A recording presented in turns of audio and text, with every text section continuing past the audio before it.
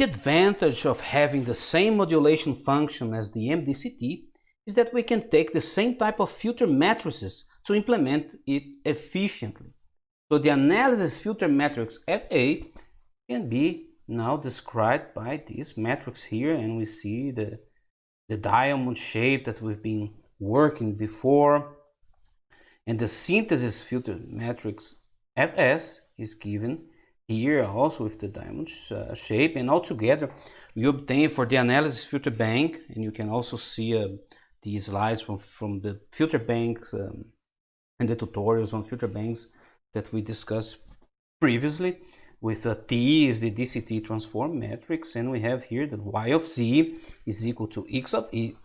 of C times the FA of Z times T. And for reconstruction of the synthesis filter bank, we have the X hat of Z is equal to Y of Z times the T inverse times the Fs of Z. And this formulation can also be used for the implementation of the PQMF filter bank.